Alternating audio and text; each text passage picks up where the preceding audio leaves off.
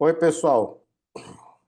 Vamos aqui para a nossa segunda parte da aula de eletromagnetismo, né? Um segundinho. Pronto. Vamos lá. A segunda parte da aula de eletromagnetismo, né? Na verdade, a aula 12, que é a parte eletromagnetismo 2, ou parte 2, nós vamos abordar os conceitos de ótica ondulatória e a integração entre eletricidade e magnetismo. Começando pelo conceito de difração. Francesco Grimaldi, ele afirma. Só um segundinho aqui que abriu uma coisa que não era para abrir aqui no. Pronto. Ele afirma que a luz se encurva nas regiões mais iluminadas. 1665. Newton se interessa por esse trabalho e faz suas próprias experiências em 1675. Newton desenvolve, então, sua obra intitulada Ótica. Ele vai afirmar nessa obra que a sombra de um objeto que intercepta um feixe luminoso é diferente do que deveria ser. Na difração, que ele chama de inflexão, as partículas sentiriam forças mútuas. E aí, né, essas partículas atuariam na difração. Newton conheceu o trabalho de Grimaldi, logo não poderia ignorar o caráter ondulatório da luz. Então, alguns historiadores criam que a teoria de Newton era, no entanto, corpuscular, mas o Newton, ao que parece, ele nunca chegou e falou, olha, é corpuscular. Ele falava de alguma coisa, alguns fits de luz, alguma coisa nesse sentido. Sei lá, alguns também, historiadores afirmam que ele pode ter sido o primeiro a antecipar a noção de onda-partícula. Mas tudo bem.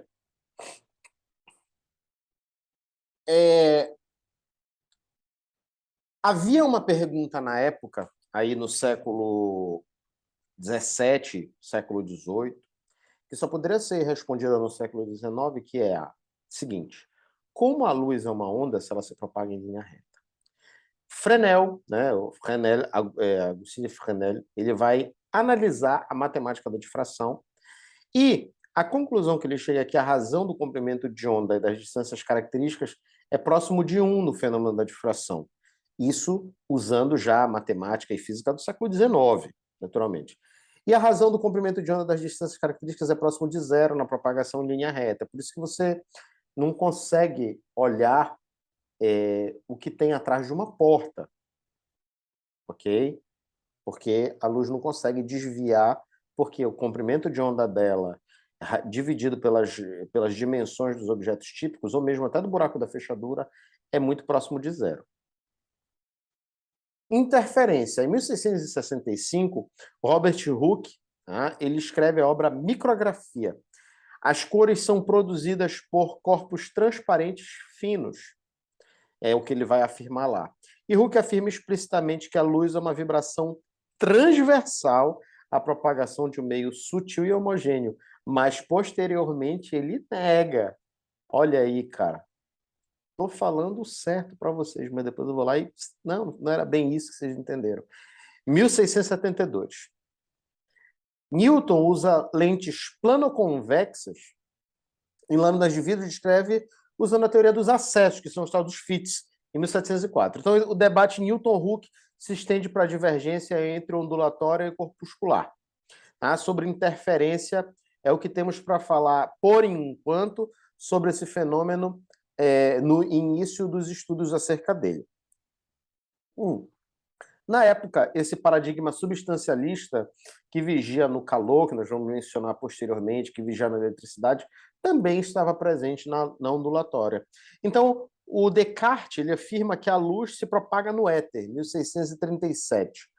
Huygens afirma uma analogia entre luz e som, e para isso a luz precisaria do meio mecânico para se propagar. Então, naturalmente, a gente precisa, né? Se o som precisa de um meio material, a luz também precisa de um meio material. O éter seria, então, esse meio, um fluido sutil que preencheria o espaço. Newton afirma que ele não sabe o que é o éter, mas que se for um fluido, ele tem densidade variável cujo máximo está no espaço vazio, 1717. Olha isso que interessante, né? Mas aí, né, a analogia entre luz e som posteriormente ela vai ser vista como um pouco mais fraca do que inicialmente proposta, porque o som ele é uma onda longitudinal, ele se propaga na mesma direção em que vibra. A hipótese que depois se sustentou foi a da transversalidade. A luz se propaga numa direção transversal a que vibra, ou oscila na direção perpendicular a que se propaga. Tá? Então, ela oscila num plano perpendicular à direção de propagação. E essa hipótese da transversalidade da onda luminosa é trazida só no século XIX. Tá? 100 anos depois de Newton afirmar que, se o éter for um fluido, ele tem densidade variável. 1817. Aí, o Jung, tá? Ele usa a dupla refração, que é essencialmente o fenômeno de polarização, para abordar essa questão. Em 1821, o Fresnel ele concebe o éter como um sólido elástico, rígido. E aí, nesse sentido de um sólido elástico rígido para o éter, a luz teria a luz seria transversal e muito tênue para não oferecer resistência ao meio.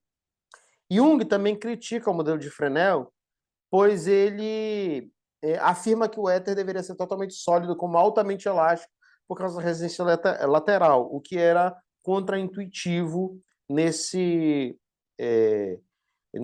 contexto. Então, Maxwell ele mostra que a luz, em 1861, é uma onda eletromagnética e reforça a ideia da propagação transversal à direção, da ideia da direção da vibração, tá? Ser transversal à direção de propagação. Então, o éter seria em meio eletromagnético e luminífero. E aí, em 1873, isso está apresentado no Treatise on Electricity and Magnetism, que é a obra do Maxwell. Em 1887, Hertz demonstra que as ondas eletromagnéticas se propagam como que a luz se propaga como onda eletromagnética, tá? E em 1887 também é realizado o experimento de Michelson-Morley, que tenta aí detectar o éter, mas obtém resultados inconclusivos.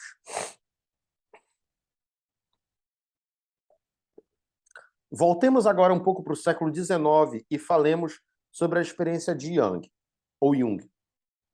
A teoria ondulatória é posta em firme base experimental entre os anos 1801 e 1803. Lá, nesse período, surge a medida do comprimento de onda da luz por Young. Tá? E esse mesmo filósofo natural, ele usa a figura de interferência por meio do experimento de dupla fenda. A ideia surgiu da análise do padrão de interferência da água. Então, o princípio da interferência ele pode ser, então, enunciado quando duas ondulações com origens diferentes se aproximam exata ou muito aproximadamente ao mesmo da mesma direção, o seu efeito conjunto é de uma combinação dos movimentos de cada um. Isso vai poder explicar os anéis de Newton, os resultados experimentais dão suporte para a interpretação e os newtonianos simplesmente rejeitam a tese de Young em favor de uma interpretação mais corpuscular. Fresnel unifica a conceitualização de Huygens ao princípio da interferência, explicando o princípio da polarização. Para falarmos sobre polarização, nós voltamos um pouco ao século XVII e falemos de Erasmus Bartolinos, que é um navegador que encontra o chamado espato da Islândia, a calcita, ou seja, o CaCO3. Tá? E aí ele percebe, né, nesse espato da Islândia, uma imagem duplicada de objetos observados pela calcita, que é o fenômeno que ele chama de dupla refração. Quando se girava o cristal, ele produzia a permanência de uma das imagens enquanto a outra girava, assim como o cristal. E aí ele chamava uma de refração ordinária e a outra de refração extraordinária. Huygens tentou interpretar o fenômeno da dupla refração em 1678. Ok? Bom, a dificuldade para Huygens é que a gente ainda não conhecia o conceito de polarização. A polarização é o processo pelo qual ocorre a seleção de algumas direções de oscilação da onda. Então, a sucessão de pedras de calcita atravessada por um raio luminoso era um fenômeno que poderia dar explicação para isso se a gente tivesse a explicação necessária, o conceito necessário para isso. Então, ele gerava 2 ou 4 raios emergentes de intensidade que variava com a rotação. O Huygens simplesmente não soube explicar o fenômeno e, ao invés de dizer assim, ó, gente, não sei, ele chegou e disse, olha, eu vou dar a oportunidade para outro pesquisador investigá-lo. Essa, para mim, foi a arregada mestra, assim, da história da ciência. Eu não vi outra mais, digamos assim, tão bem elaborada quanto essa do Huygens.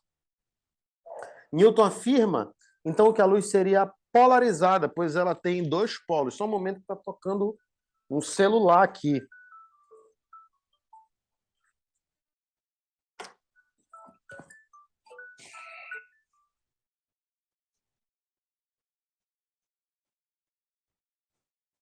Pronto. Certo? Então, a luz seria polarizada porque ela teria 2 polos, o 704. Então, ela teria propriedades distintas em direções distintas. Né? Um pouco mais tarde, cerca de 100 anos depois, Etienne Malus se apoia na teoria newtoniana para explicar o fenômeno da polarização por reflexão. Qual era o contexto disso? A Academia de Ciências de Paris ofereceu um prêmio a quem apresentasse um estudo matemático da dupla refração e o confirmasse experimentalmente. Aí o que ele fez? Ele fez o estudo da reflexão dos raios refletidos em uma janela de vidro. Ele pegava o raio refletido incidente na calcita, girava o cristal, e aí as 2 imagens tinham variação na intensidade. Algumas imagens desapareciam quando a calcita era girada em torno da direção do raio solar refletido. Então você vai vendo aí que essa componente aí da luz que passaria foi bloqueada pelo fenômeno de polarização, naturalmente, mas eles não sabiam disso. O resultado anterior não era observado quando a luz solar incidia diretamente na calcita. Tá? Então é bom você compreender isso. Malus constrói um modelo corpuscular para usar a teoria newtoniana. Naturalmente, né, ele vai falhar com isso. Então, o que esse modelo concebia? Ele concebia a repulsão sobre moléculas luminosas arredondadas.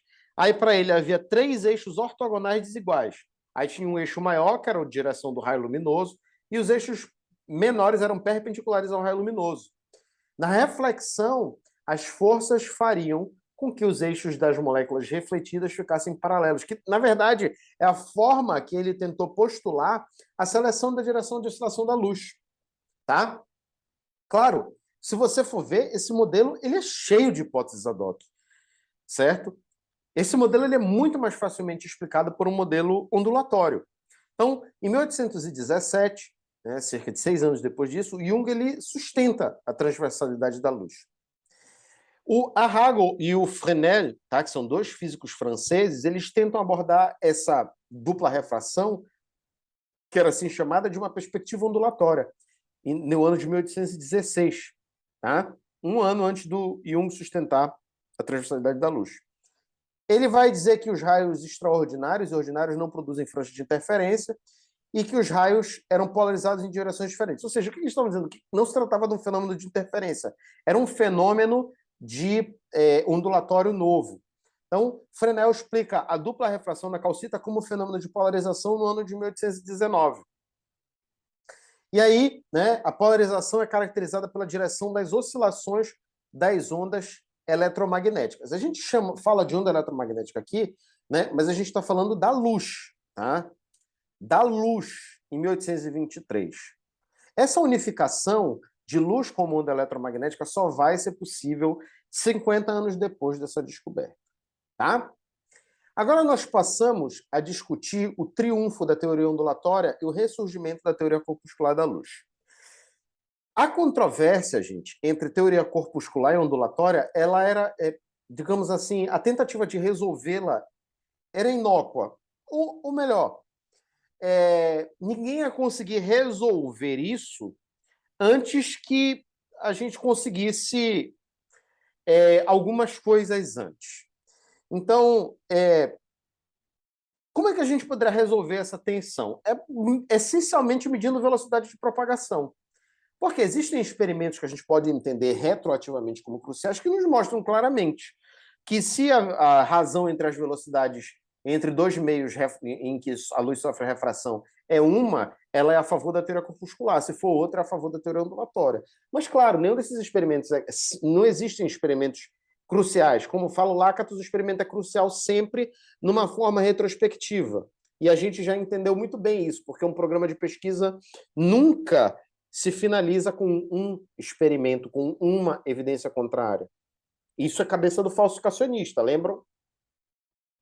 Então, o século XVIII foi caracterizado por descrição corpuscular em virtude do prestígio que a mecânica newtoniana tinha adquirido. Tá? A corroboração da hipótese ondulatória ela só veio no ano de 1833 e 1850, respectivamente, com a George Airy, tá? Que era um físico britânico, e Fizeau-Foucault, né? que eram dois franceses. Então, o que acontece? O Airy ele incidia a luz sobre uma placa delgada em determinado ângulo. A hipótese ondulatória supunha que as cores eram explicadas por meio de interferência entre a luz refletida pelas duas superfícies da placa. E a hipótese corpuscular, por outro lado, dizia que as cores eram explicadas pela luz refletida pela segunda superfície. Os resultados apontavam que, por impedimento da reflexão na primeira superfície, não havia produção de cores, o que corroborava a teoria ondulatória. Então, esse foi uma das primeiras corroborações. Fizeau e Foucault trabalharam com a medição da luz, da velocidade da luz na água e no ar. A hipótese ondulatória afirmava, esse é um dos experimentos cruciais que eu mencionei para vocês, que a velocidade da luz no ar é maior que a na água, tá? Que era a hipótese de Fermat-Huygens. E a hipótese corpuscular de Descartes e Newton era de que a velocidade da luz na água é maior que a no ar. Então, como se sabe dos experimentos de Fizeau e Foucault, os resultados apontavam para a teoria ondulatória. Então, são duas confirmações experimentais importantes, tá? Da teoria ondulatória da luz. Agora, dois pontos assim cruciais que precisam ser relembrados da hipótese ondulatória é que Maxwell afirma que a luz se propaga como uma onda no Tratado de Eletricidade e Magnetismo e que o Hertz, tá, confirma experimentalmente essa hipótese no ano de 1887. Outra coisa, Hertz, todo mundo diz, o Einstein descobriu o efeito fotoelétrico. Primeira pessoa que detectou o efeito fotoelétrico chama Heinrich Hertz, tá? O Heinrich Hertz, ele descobre o efeito fotoelétrico porque nesse experimento de detecção de ondas eletromagnéticas, produção e detecção de ondas eletromagnéticas, ele percebe algumas faíscas saindo dos metais que ele utiliza. Ele utiliza, ao que parece, radiação ultravioleta, que é radiação de alta energia. Então, tecnicamente, houve o arranque de elétrons, mas o Hertz não sabia disso e nem soube como explicar. Essa explicação só vem com Einstein em 1905 e, pasme, ele volta com a hipótese corpuscular. E só que essa hipótese corpuscular ela não é a hipótese corpuscular semelhante à de Descartes e Newton. Ela traz uma espécie de dualidade que a gente vai debater lá na mecânica quântica. Tendo explicado para vocês alguns pontos importantes da construção do conceito de luz, eu vou passar agora para a integração entre eletricidade e magnetismo e galvanismo com a experiência de Ørsted, ou Ørsted. Tá? A relação entre eletricidade e magnetismo não foi descoberta pelo Ørsted. Tá? Ela já era conhecida e hipotetizada há tempos, só que ela não era compreendida. Por exemplo, dois fenômenos são importantes a gente entender. Os raios, naturalmente, por serem corrente elétrica de alguma maneira, né, eles alteravam a orientação de bússolas, só que ninguém entendia por quê. E a imantação de objetos de ferro por raios também era conhecido, mas ninguém conseguia, era conhecida, desculpa, mas ninguém conseguia explicar. Benjamin Franklin, no ano de 1750, afirma que existia uma relação entre a imantação de agulha e uma descarga elétrica. Franklin, em 1750, já tinha apontado isso. Só que, qual o problema? Ele vai dizer que o efeito magnético está relacionado ao aquecimento, totalmente o contrário, explicação ao contrário disso, né? E ele vai dizer também que a afirmação, ele vai dizer que afirmar que a relação entre eletricidade e magnetismo acontece, na verdade, essa relação para ele era totalmente acidental. Em 1773 ele se retrata e diz isso, tá? Então, em 1800, né, já no século 17, desculpa, do 18 para o 19, a crença nas relações entre eletricidade e magnetismo já era mais aceita. O Romagnosi, que era um jurista italiano, ele afirma ter descoberto a relação entre eletricidade e magnetismo em 1802. Então, por que o Romagnosi não é acreditado como sendo o primeiro a descobrir essa relação? Porque, no caso, o efeito foi eletrostático. Então, o mérito foi, de fato, de Hested, de ter explicado, a primeira pessoa a explicar a relação, a integração entre eletricidade e magnetismo, que antes eram dois campos separados. Então, Hested conjectura a relação por meio de reducionismo e razões filosóficas. Não, o Hested fez o experimento da bússola, não sei o quê, como os livros falam, mas não foi bem isso. Ele usa uma hipótese filosófica de reducionismo. Ele vai dizer assim, ó, os dois têm que ter a mesma natureza. A eletricidade e o magnetismo são causas comuns de um mesmo fenômeno. Então, onde surgem essas razões filosóficas? É porque ele admite que tudo tem uma causa em comum. Então, ele é tecnicamente um reducionista. Ele reduz tudo a uma causa. A eletricidade e o magnetismo têm a mesma natureza. Tá? Sobre a experiência de Hested, né, tem todo mundo conhece a experiência de Hested, né? E quem não conhece, eu vou botar aqui.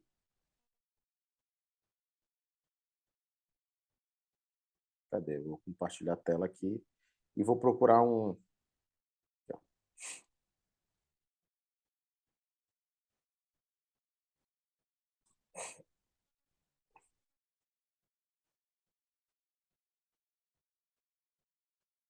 Basicamente, o Hested botou um fio de corrente elétrica próximo a uma bússola e via a agulha da bússola se modificar de direção. Por quê? Porque, tecnicamente, a explicação que a gente dá hoje é que produz um campo magnético, a agulha da bússola é um material ferromagnético, ocorre alinhamento, né, entre o momento magnético da bússola e as linhas de campo magnético. Só que nessa época ninguém sabia, os caras tiraram do zero, né, essa explicação. Tá? E o Richter, ele chegou a fazer algumas exibições desse experimento e, aparentemente, um aluno de Faraday cujo sobrenome era Hensting, ele escreve uma carta sobre essa experiência de Richter de 1857. A experiência de Richter, ela veio um pouco antes disso aqui, tá? Eu vou só pegar a data aqui.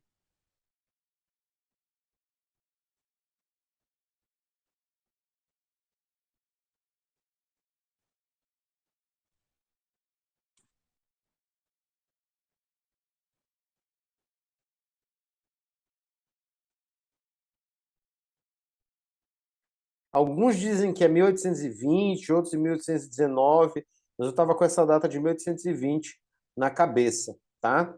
Aí eu só fui confirmar aqui para não cometer nenhuma incorreção.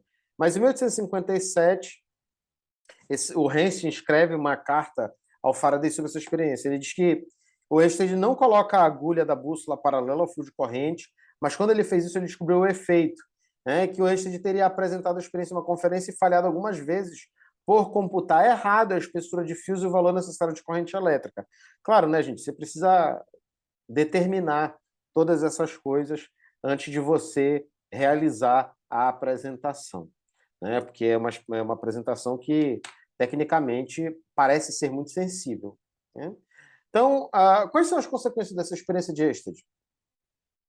O Arago, né, discute a importância de êxtase na Académie des Sciences, tá? Em 1820, que é a Academia das Ciências francesa.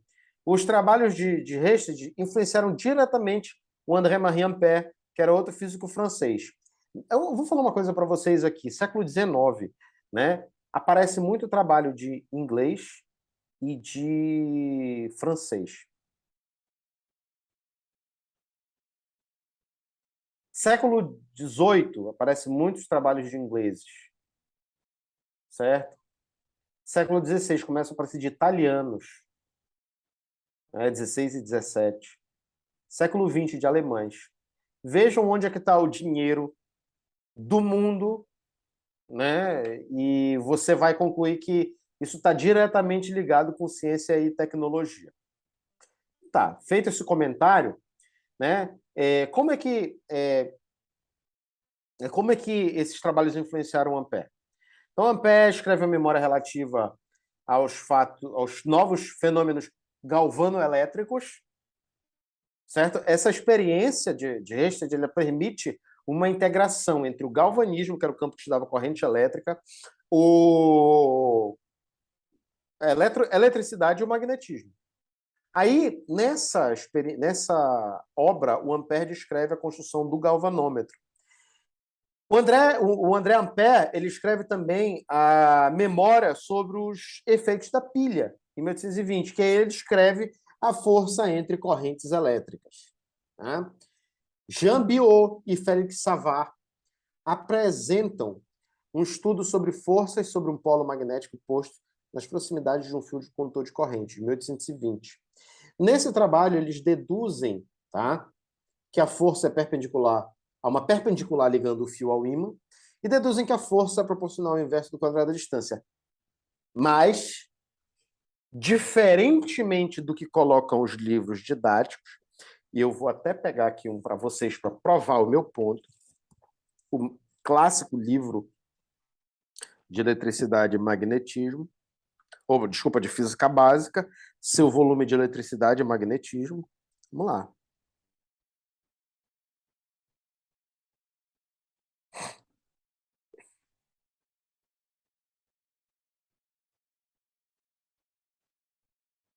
Procurando aqui, tá, gente?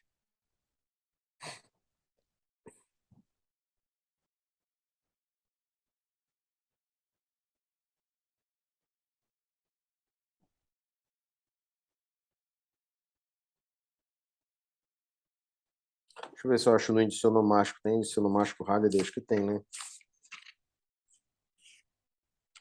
Lei de Biot-Savart, página 205. Para vocês verem que eu não estou mentindo. Ilustra-se a utilização da lei de Biot-Savart aplicando ao cálculo do campo magnético.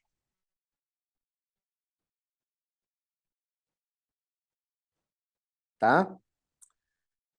Essa expressão é conhecida como a lei de Biot-Savart. Vejam bem aqui em cima, vou apontar aqui para vocês. Lei de Biot-Savart.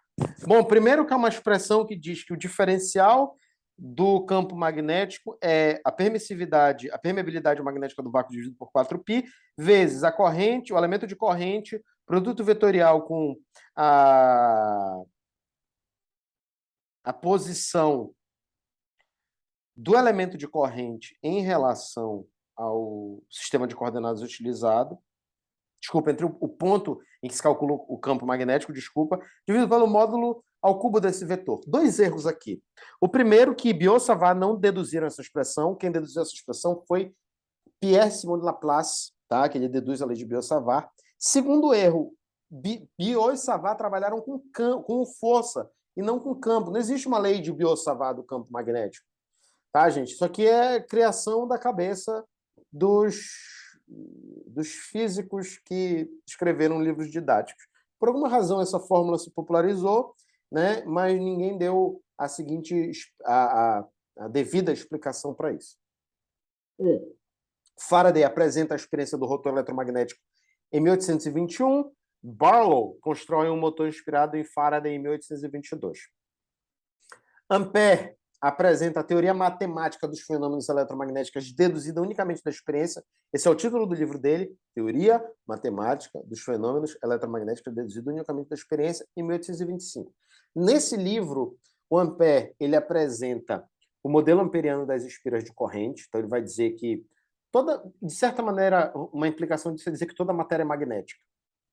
Ok? mesmo aquela que não apresenta comportamento magnético, porque, tecnicamente, são espirinhas de corrente que existem lá dentro, e que essas espiras se comportam como um ímã, porque se você tem uma relação aqui entre a corrente elétrica e o ímã, ímã atrai corrente elétrica atrai corrente elétrica, ímã atrai ímã, bom, então você está vendo aí uma interação magnética entre essas coisas, porque ímã é magnetismo, corrente é magnetismo, então a gente está vendo aí uma coisa acontecendo, uma relação entre galvanismo e entre magnetismo. Ampère disso deduz corretamente que toda a matéria é magnética. Tá? Alguns anos depois, mais precisamente em 1832, Hippolyte Pixii produz um gerador elétrico. Okay? Os polos de ímã giravam em relação a bobinas fixas. Em 1832, o Joseph Henry ele propõe uma noção semelhante à de autoindução eletromagnética. Heinrich Lenz, tá, da lei de Lenz, faz uso da ação e reação em 1834 e diz que efeitos de uma corrente induzida por forças eletromagnéticas se opõem às mesmas forças. Lei de Lenz, sinal negativo lá que aparece na, entre aspas, lei de Faraday. Diga-se de passagem, o próprio Faraday não formulou a lei de Faraday. Quem formula a lei de Faraday é outra pessoa que nós já vamos mencionar aqui. Tá? E o Maxwell reitera essa expressão. Problema que o Faraday se propõe para construir o conceito de indução eletromagnética tão caro para a integração entre eletricidade e magnetismo. O magnetismo produz corrente elétrica, então as experiências de Faraday mostram que efeitos magnéticos variáveis geram efeitos elétricos. Ele tentava produzir numa espira corrente elétrica a partir de campos magnéticos. Quando ele ligava e desligava o campo magnético, por assim dizer, em termos simples, aí ele observava uma variação no galvanômetro, certo? E aí, o que é isso, gente? Efeito magnético variável gera efeito elétrico. Mais uma integração entre eletricidade e magnetismo. Para explicar isso, Faraday, né, já conhecemos um pouco da história dele. Faraday era um garoto pobre, né, que não teve formação da classe trabalhadora britânica, que não teve formação matemática, porque não frequentou uma escola formal, ele se autoeducou, né, nas bibliotecas. Então, Faraday tinha uma intuição experimental descomunal. Né? Muitas vezes coloca-se como ele não tinha a formação matemática, mas ele tinha uma formação descomunal, como se esse descomunal fosse uma coisa que fosse compensar uma ausência matemática. Enquanto ninguém menciona, por exemplo, outros que, por exemplo, pudessem ter uma formação teórica incrível, mas não tinha uma formação experimental boa. Então, você vê, né, que essa primazia aí da teoria sobre a prática vem acompanhando a gente aí, olha, de longo tempo, e também aparece implícita nesses campos, tá? Bom, Faraday introduz a noção de linha de campo que foi central e é central hoje como instrumento didático. Franz Neumann, tá, escreve a expressão matemática da lei de Faraday a relacionar a fé induzida e a variação de fluxo. Lei de Faraday, como aparece no livro didático, não é lei de Faraday, é lei de Neumann. Tá? Então, tecnicamente, a lei de Faraday deveria ser chamada lei de... Tem alguns que chamam Faraday-Lenz, tem outros que chamam Faraday-Henry-Lenz, mas na verdade deveria ser Faraday-Henry, Lenz e Neumann. O que, nesse contexto e nesse momento, mostra para a gente uma grande influência do coletivo na ciência. A ciência é um empreendimento por excelência coletivo. Tá? O uso de motores elétricos, por mais que derive disso, desse conceito de indução eletromagnética, não se mostrou prático até o ano de 1873. Em Viena, um trabalhador ligou, sem querer, dois dínamos juntos, e as espiras de um deles passou a receber corrente elétrica gerada pelo outro, que era acionado mecanicamente. Então, girava um e recebia corrente, né? Então, o dínamo, né? O que acontece isso quando você gira uma corrente elétrica, você está produzindo um campo magnético variável. O dínamo que recebeu corrente elétrica funcionou como um motor elétrico. Bom, chegamos em Faraday, chegamos na indução eletromagnética. Faraday e o conceito de campo. O que essas coisas têm a ver? Tudo. Quem é o cara que cria o conceito de campo é o Faraday. Por mais que ele não o tenha formalizado, ele é o primeiro que vai descrever, de certa forma, assim, de maneira enfática, tá? Porque tentativas tímidas já tinham aparecido com a teoria dos eflúvios e tudo mais, só que Faraday vai descrever de forma incisiva o campo como uma tensão e deformação do meio. Então, aquela ação realizada fantasmagoricamente à distância seria, na abordagem de Faraday, mediada pelo campo. Uma carga provoca essa ação contígua produzida pelo campo, que contiguamente é propagada pelo espaço, porque Faraday acreditava no meio material, tá? Então, essa informação vai ser propagada contiguamente por esse meio material, ou seja, em sequência, até chegar numa outra carga, numa outra corrente. Então, nesse sentido, o éter, que era o meio, tinha um papel preponderante, porque quando ele se tensionava e deformava, ele produzia o próprio campo. Campo, depois a gente vai melhorar aí essa explicação.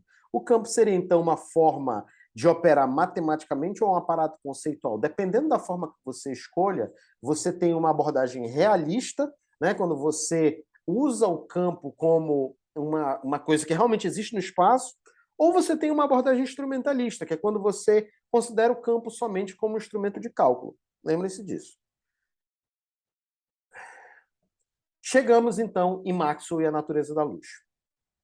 No século XIX, houve um forte desenvolvimento do cálculo de campos vetoriais na Alemanha, devido a Wilhelm Weber, ao Karl Neumann, tá? E ao Georg Riemann. Tá? Então, essas pessoas desenvolveram fortemente o cálculo de campos vetoriais, que é a ferramenta matemática, não vou dizer por excelência, porque hoje a gente já tem formulações, inclusive a tensorial, por exemplo, mais poderosas para descrever o campo eletromagnético, mas que naquela época seria, né, a ferramenta por excelência. Espero não estar cometendo algum tipo de wiguismo querendo prever para vocês, mas que depois se tornou, né, falando assim dessa forma, acho que fica mais claro, depois se tornou uma grande forma de conhecimento que possibilitou a abordagem e a formalização do campo eletromagnético. O Ampère já havia desenvolvido um forte trabalho de natureza newtoniana na França no século XIX. A escola de campo se desenvolveria na Grã-Bretanha, ou se desenvolveu na Grã-Bretanha no século XIX. E expoentes eram Michael Faraday, tá? William Thomson ou Lord Kelvin, tá? E o James Clerk Maxwell. Tá? James Clerk Maxwell, a versão que as pessoas passam dele é uma versão verdadeira. E quando a gente fala de equações de Maxwell, eu acho que é um termo justo. Por que é um termo justo? A lei de Ampère, ela foi formulada por Maxwell. Embora os resultados não fossem de Maxwell, ele que formulou uma lei de campo, a lei de Ampère. A lei de Gauss é uma equação de Maxwell. Foi Maxwell que formulou essencialmente. O Gauss não elaborou a lei de Gauss. A lei de Gauss magnética também, né? Esse eu vou ficar devendo para vocês, mas a gente precisa entender ainda quem foi que inventou esse nome de lei de Gauss magnética. E, claro, a lei de Ampère-Maxwell. Tá? Então, o Maxwell ele foi um grande conciliador, por quê? Primeiro, ele pegou num grande horizonte os trabalhos de Faraday, que eram trabalhos qualitativos, físicos, empíricos, e o trabalho de Ampère, que era um trabalho físico, mas era um trabalho assim fortemente ancorado na matemática. E ele junta essas duas coisas em uma belíssima teoria, que, claro, né, não sem erros, ela é apresentada em diversas partes. Tá? Eu vou contar aqui um pouquinho desse processo. Não vou detalhá-lo todo, tá? Até porque nós não teremos tempo para isso. Mas eu vou contar alguns desses elementos. Então, o Maxwell ele conhecia o trabalho de Ampère, que ele considerava o Newton da eletrodinâmica, tá? E ele conhecia o trabalho de Faraday. E outra coisa que o Maxwell sabia fazer, assim como Newton, é reconhecer o mérito dos seus predecessores. Tá? Então, qual era a intenção do Maxwell? Era formalizar o trabalho do Faraday. E para isso ele começou numa abordagem mecanicista, porque ele quer construir um modelo mecânico do éter. E após erros, ele introduz a noção de campo sem mencionar o éter, mas não o abandona. Nesse meio tempo, Inclusive, num dos primeiros artigos em que ele fala on Faraday's line of force, são sobre as linhas de força de Faraday, ele vai deduzir, a partir do modelo mecânico do éter dele, erroneamente, que a luz, né, que a velocidade de propagação do que hoje a gente chama de interação eletromagnética no vácuo se propaga numa velocidade semelhante à da luz que já havia sido medida. Claro, o Maxwell ele considera um modelo mecânico para o éter e ele comete um erro de teoria da elasticidade que o Pierre Durand vai acusá-lo de... Esse erro é tão simples, Maxwell, que você só pode ter acochambrado o resultado. Essencialmente, é isso que acontece. Né? O Durand o acusa de ter forçado o resultado para, na verdade, sustentar uma hipótese que ele já tinha. Então, tecnicamente, ele afirma que o Maxwell estava consciente do erro. A versão que eu trago aqui, que é do Alan Chalmers, é que, na verdade, não. O Maxwell ele cometeu, de fato, um erro, né, e fez uma inferência certa por meios errados. Tá? Isso, gente, é que permite a unificação entre ótica e eletromagnetismo. Maxwell, muito provavelmente, após essa crítica de Durand, ele começou a andar e a mexer com os conceitos dele, até que ele ele apresenta o Dynamical Theory of the Electromagnetic Field e depois ele apresenta o Treatise on Electricity and Magnetism e que finalmente ele traz a equação de onda. Tá? Ele chega na equação de onda sem apelar a um modelo mecânico. Quem nunca ouviu falar do modelo mecânico do Maxwell, eu vou mostrar aqui uma imagem dele. Aqui, ó.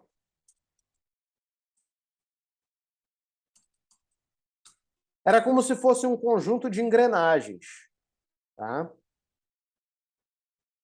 Essa bem aqui, ó. As partículas giravam em sentidos contrários e estavam girando em velocidade. Quando elas girando em velocidade constante, elas produziam um campo magnético. Quando elas giravam em velocidade variável, esse campo magnético variava e isso produzia indução eletromagnética. Tá? E aí ele cria o chamado termo corrente de deslocamento, porque ele associa isso a deslocamento de partícula do éter. E essa corrente de deslocamento produziria um campo elétrico, estava associado a um campo elétrico variável, hoje em linguagem moderna, claro, e essa carga elétrica variável, né, faria a existência, produziria a existência também de um campo magnético, tá? Claro, o Maxwell não formulou assim nesse ponto, ele formula assim depois, quando ele vai usar diretamente as equações de campo.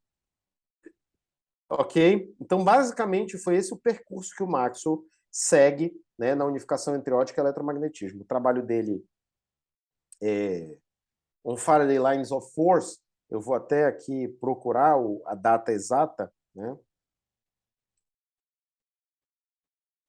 Aqui, ó. Ele escreve esse em 4 partes, né?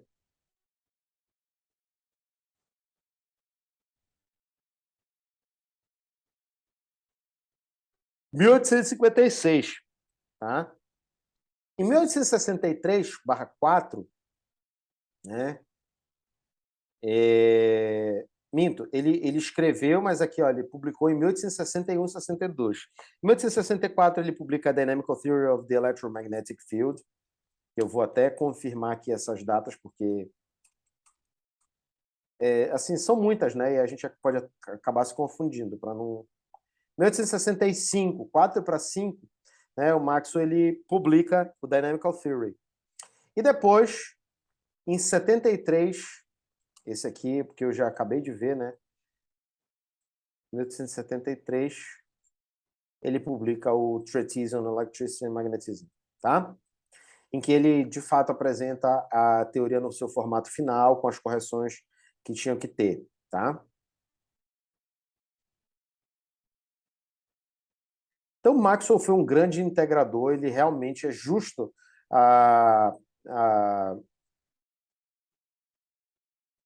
não vou falar ilação, porque ilação parece acusação, a afirmativa de que ele sintetizou a eletricidade, sintetizou o eletromagnetismo. Tá?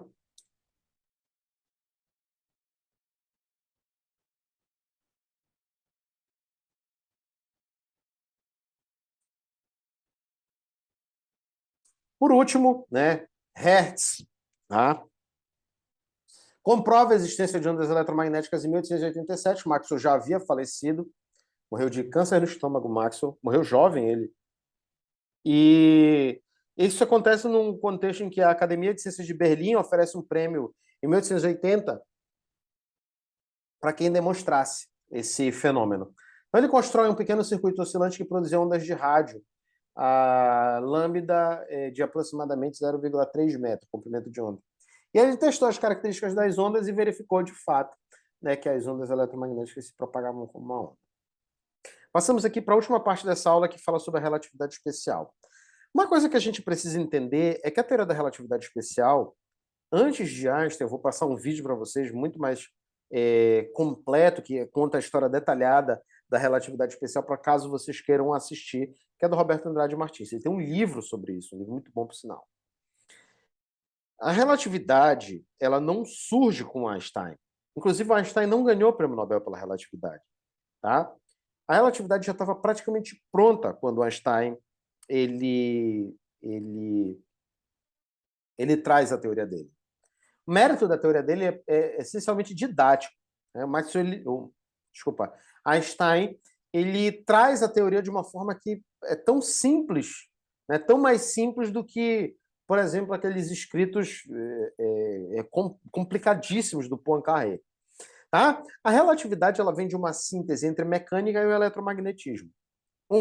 Maxwell unifica teoricamente a ótica ao eletromagnetismo, 1873 com o Treatise. Hertz unifica experimentalmente a ótica ao eletromagnetismo, 1887 com a detecção das ondas eletromagnéticas, produção e detecção. Tá? Aí, né, o éter ganha força, porque agora ele não é mais agora só uma entidade luminífera, mas é também eletromagnética. Então, provas e contraprovas do éter o tornam um problema irresolvível. Os livros didáticos, gente, os livros didáticos dizem que o experimento de Michelson-Morley concluiu que o éter não existia. Isso nunca aconteceu. Tá? Isso é uma realidade paralela. Tá? É que nem lá desculpem-me aí quem gosta de política e tem um posicionamento diferente do meu, mas que nem o patriota do caminhão. Que nem o pessoal lá achando que o Alexandre de Moraes foi preso. Tá? Os bolsonaristas que achavam que o Alexandre de Moraes foi preso. Né? Uma fake news isso. Tá? Uma fake news nos livros didáticos. Mas tudo bem. Né? A gente... tudo bem não, né? A gente compreende. Não está certo, mas a gente compreende. Porque muitos físicos são formados nessa visão empirista indutivista que o Chalmers apresenta. E é por isso que é tão central essa disciplina para vocês. Entende? Vocês que estão me assistindo que estão fazendo a disciplina. Porque tem mais visualizações do que o número de alunos na turma, que são aproximadamente 7. Alguns vídeos têm 35 visualizações. Então, eu suponho que vocês não foi cada um ver 5 vezes esse vídeo. Né? Deve ter visto 2, 3 vezes no máximo. Então, não bate 35 visualizações. Tá? Então, tem outras pessoas assistindo. Agora, o pessoal que estuda marketing e desenvolvimento da física. Para quem está assistindo por curiosidade, essa disciplina é importantíssima para você entender como, né, a ciência funciona de uma forma um pouco mais precisa do que aparece nos livros didáticos. Thomas Kuhn já falava, a gente entende a ciência com base no que a gente aprende em livros didáticos, na nossa formação. Então, por isso que é tão importante uma disciplina de História e Epistemologia, de marketing e desenvolvimento na física. Tá? Então, Michelson-Morley, de fato, realizaram o experimento da interferometria. E era a interferometria mais sensível realizada até o tempo, 1887. Tá? A análise de velocidade do éter em relação à Terra era de ordem do quadrado da razão entre a velocidade da Terra e da luz no éter. Então, por isso, os resultados da experiência eram inconclusivos e essa experiência foi refeita diversas vezes no ano. Tá? Diferente da narrativa contada nos livros didáticos, o éter não acabou com a experiência de Michelson-Morley. Então, vamos ver aqui na internet, se você quiser procurar, o Michelson ganhou o prêmio Nobel, né?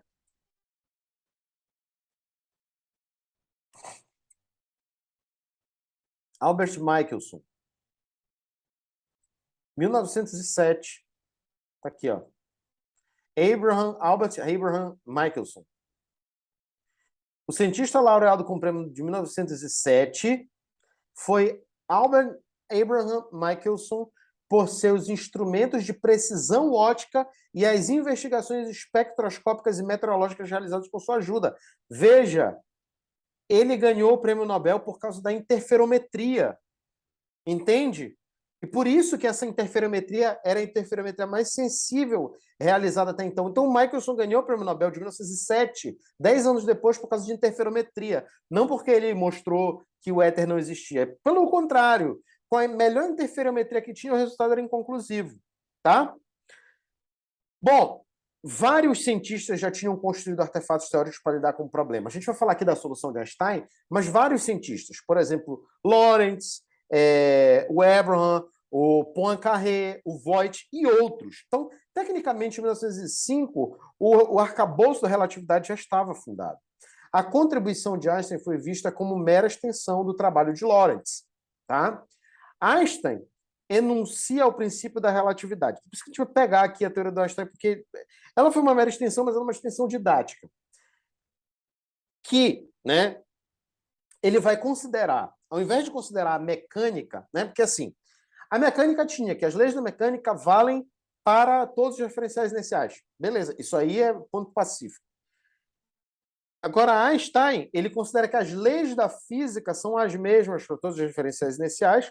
Ele vai considerar as equações do eletromagnetismo válidas e, por isso, vai ter implicações nas equações da mecânica. E ele vai supor, diferente do que se fala-se em geral, os livros didáticos cometem esse erro também, de que a velocidade da luz independe do referencial. Na verdade, isso é um teorema que surge da fórmula de adição de velocidade. Tá? Mas, na verdade, o que o Einstein supõe no começo é que a velocidade da luz independe da fonte. É isso que ele faz. Tá? A velocidade da luz independe da fonte. Tá? Isso permite com que o Einstein chegue às transformações de Lorentz, Poincaré e Voigt. Tá? E o que tem aí? Né? O Lorentz e Einstein entendiam de forma diferente as equações da relatividade. O Lorentz acreditava que as equações eram meramente matemáticas, posição o quê? Instrumentalista. Einstein atribuía significado físico às equações, o que era uma visão mais realista. Uma das consequências disso é que o campo elétrico e o campo magnético não eram duas coisas separadas, mas um só. Energia e momento era uma coisa só. Espaço e tempo era uma coisa só. Tá? A relação entre massa e energia também, né? Era uma coisa só. Massa é energia. A relação entre massa e energia foi proposta a partir da noção de massa eletromagnética, tá? Por Abraham Langevin e Kaufmann, tá? Kaufmann, tá? Desculpa, ele era alemão, Kaufmann. Então, essa relação entre massa e energia, que é central na teoria relativística, era interpretada por Einstein como de uma forma diferente. Tá? Essa noção de massa eletromagnética ela é uma abordagem diferente. O Einstein entende de uma outra maneira. E essa massa, a gente sabe que é a massa inercial, né? Minkowski, ele formaliza a teoria da relatividade, introduzindo a noção de espaço-tempo em 1908. Olha o julgamento que o Einstein fez. Ele dizia que essa formalização era desnecessária e era muito complexa. Bom, essa formulação tensorial ela foi super importante posteriormente e possibilitou ver outras coisas que sequer Einstein veria. Tá? A acolhida da relatividade, da teoria da relatividade, ela não foi bem recebida. Inclusive, no livro do Richard Brennan, ele fala que o Ernest Rutherford diz que os anglo-saxãos não entendem relatividade porque eles têm, digamos assim, muito discernimento. Ou seja, dizendo que a teoria da relatividade era um absurdo. E, na verdade, o Rutherford ele tinha umas outras frases assim, bem complicadas. Eu acho que é dele aquela frase, né? Vamos ver aqui, ó. Ciência é física, o resto é coleção de selos. Olha lá. Ernest Rutherford disse certa vez que a única ciência de verdade é a física, o resto é a coleção de selos. Ele tinha umas tiradas assim, bem interessantes. Ele disse que ele recebeu um prêmio Nobel de Química, né? Ao que parece, foi ele, né? Também vou confirmar essa informação.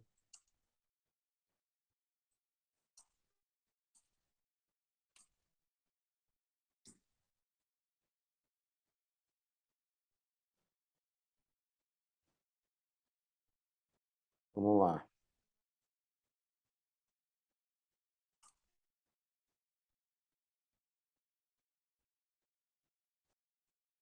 Mas eu acho que é dele a frase que ele diz assim: é, essa foi a transmutação mais. Eu já vi transmutações rápidas, mas a transmutação de físico para químico foi a mais rápida que eu já vi, que foi a dele, no caso. Ele ganhou o Prêmio Nobel de Química, aparentemente. Então tinha várias outras que ele tinha, né? Disse que ele, quando ele foi fazer o doutorado dele, ele era neozelandês. É, tecnicamente, né, naquela época ele era britânico, porque a Nova Zelândia estava ligada ali à Grã-Bretanha, né? Ó. Grã-Bretanha e Reino Unido também, diga-se de passagem, têm significados diferentes. Então, objeto dessa aula fala sobre isso, não vou me aprofundar mais. Mas ele estava ligado lá ao Reino Unido, né? Ele diz assim, ele estava descascando batatas, e aí quando ele recebe isso também no livro do Richard Brennan, ele diz, quando ele recebe a notícia de que ele foi aprovado no doutorado, ele diz assim: eu nunca mais vou descascar batata na vida. Ele larga a batata que ele está descascando, nunca vou descascar batata na vida. Aí o cara parecia ser um figurão, assim, né? Então, o Ernest Rutherford traz essa aí, né? Os anglo-saxãos têm muito discernimento para isso. Então, isso demonstra uma espécie de indicativo de que a teoria da relatividade não foi tão bem recebida assim. Então, o Einstein não ganhou o prêmio Nobel por ela, mas pelo efeito fotoelétrico. A teoria não tinha comprovação experimental e o efeito fotoelétrico tinha, por isso que ele ganhou o prêmio Nobel por isso. Então, demorou cerca mais ou menos de 20 anos para essa teoria, digamos, ser aceita amplamente. Tá? E os seus adeptos afirmavam características importantes da teoria, tal como o Planck, que alega a generalidade e elegância, e a aplicabilidade dessa teoria a novos domínios. Tá? A busca pela relatividade geral é o nosso último tópico dessa aula. A relatividade geral surge como forma de incluir sistemas acelerados ou não inerciais na discussão. Ela surge com o princípio da equivalência, tá? Vocês podem procurar em qualquer livro didático, tem lá o princípio da equivalência. Ela surge daí mesmo. Quem ajuda o Einstein com os cálculos é o Marcel Grossmann, tá? Um matemático aí de ponta, amigo do Einstein, estudou com ele. Os primeiros resultados surgem em 1916, e um deles é a resolução de uma pedra no sapato da mecânica newtoniana, que é a precessão do periélio de Mercúrio. Eles explicam lá um avanço do periélio de Mercúrio a cada X anos. Eu não me lembro exatamente, né, as ordens de grandeza. Eu prefiro não falar assim, me arvorar a falar antes de eu ir checar, né? Ó, vamos ver aqui, pegar dados mais concretos, né?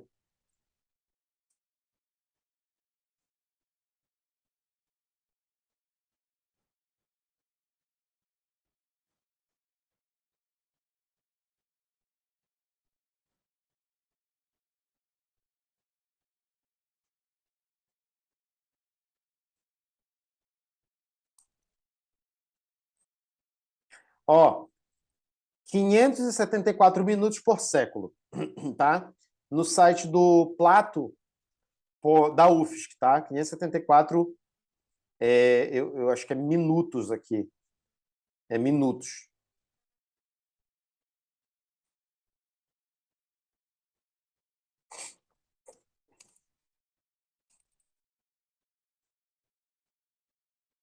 Desculpa.